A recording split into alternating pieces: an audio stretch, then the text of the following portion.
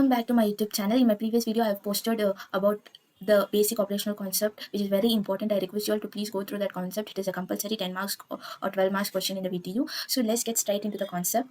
Before that, I would like to request you all to please to subscribe, like, share to my YouTube channel to get the videos on the regular basis. So in this video, I will be explaining you all about the bus structure. So what is a bus? Bus in normal terms, you use something that we use on the daily basis to transportation. For the transportation, we move from one place to another. We get into the bus at one destination and arrive at another destination. Similarly, in the terms in the terms of computer, bus is something that you use to transfer the data from one device to another or from one location to another. So like I have given the definition of bus here. A bus is a group of line that serves as connecting path for several devices. So let's take and I will explain you all in simple terms. So this is device 1 and this is device 2 and this is device 3. If all these devices want to communicate with one another, so I am connecting lines between them.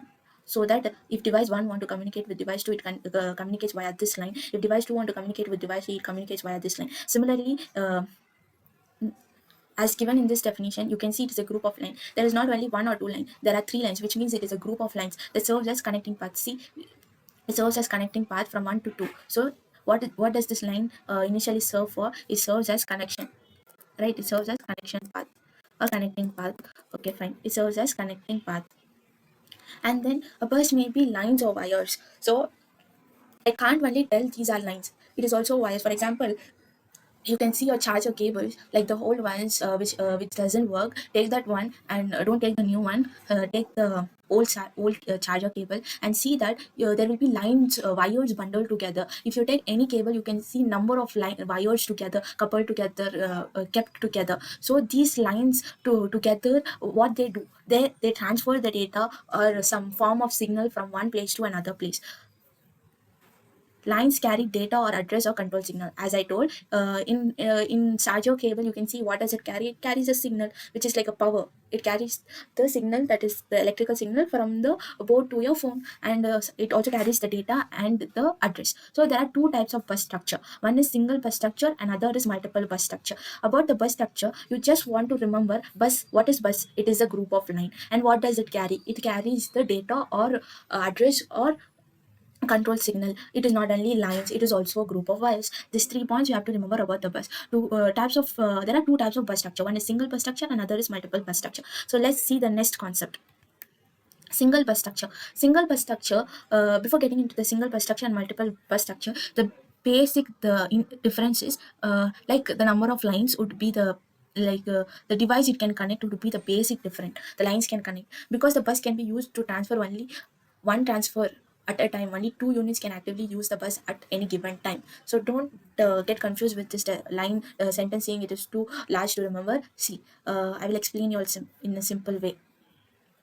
While in single bus structure, you can transfer only one data at a time. You can't transfer a multiple data at a time, so that there will be communication between only two units. There can't be three units that I have shown here. Initially I have shown here like three devices connected, but in case of single bus structure, the thing is that you can see communication between only these two devices. So there is only one line. There is only one line between these two devices, so only two units are used here. Okay, only two units can effectively communicate at any given time. So bus control lines are used to arbitrate multiple requests for use of bus.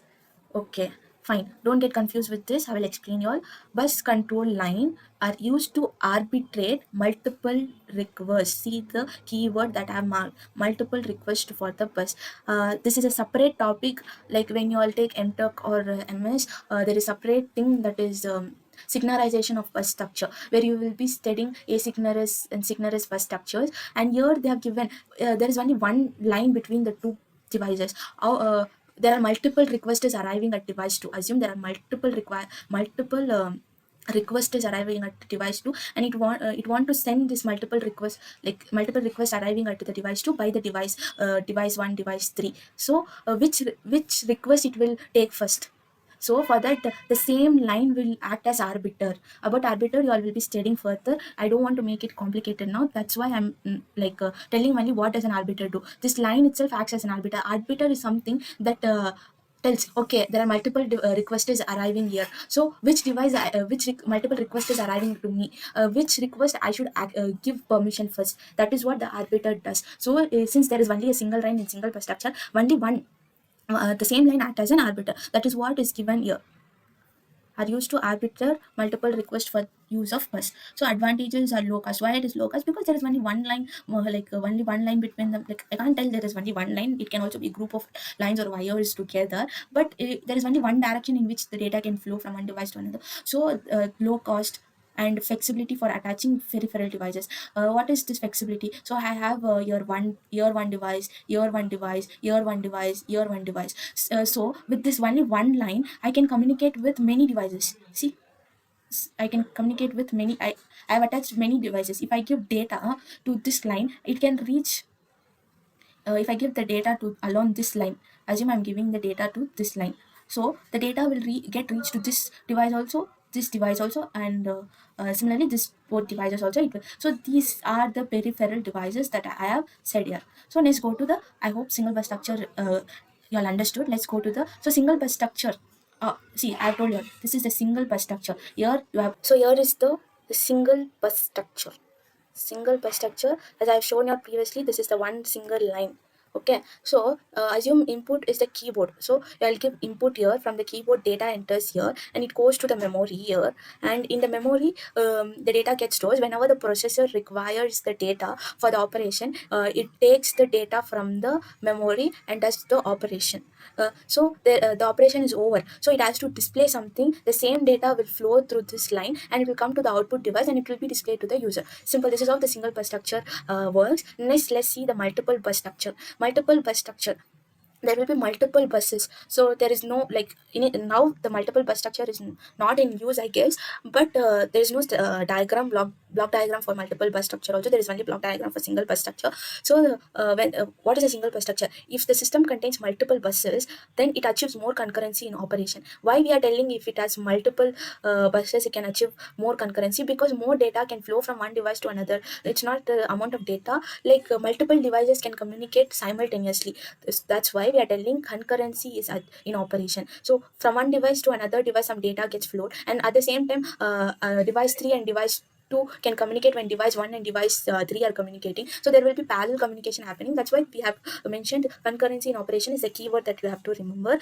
Two or more transfer can be carried out at the same time. I have told you all previously that if device 1 is transferring something to device 2, at the same time device 4 can transfer something to device 4. So two or more transfer at the same time it is happening. Advantage of this is better performance, and disadvantage is increased cost. Why it is better performance? Because when there is more transfers happening at a given time, then there will be reduced time.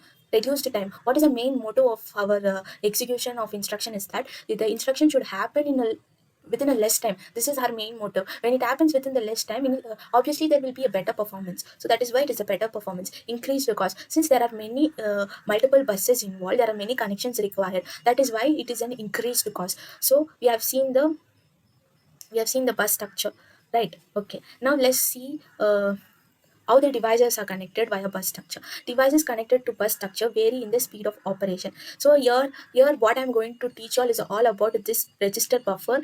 Why this register buffer is required, that we are going to see here. The device connected to bus vary widely in their speed of operation. Okay, it is not that every device operates at the same speed. There will be some varying speed. Like if some device is operating at the high speed, there will be some device which are operating at the low speed, right? So what happens? Then eventually there will be no synchronization. To synchronize synchronization means, like, if this one device is operating at the high speed and it has given us output, another device is operating slowly. So it has to send back something to the high operating device. So this low operating device will take long time. Until then, what will the highly operating device will do? It has to wait. It has no other wait. It has to only wait. So there will be no synchronization.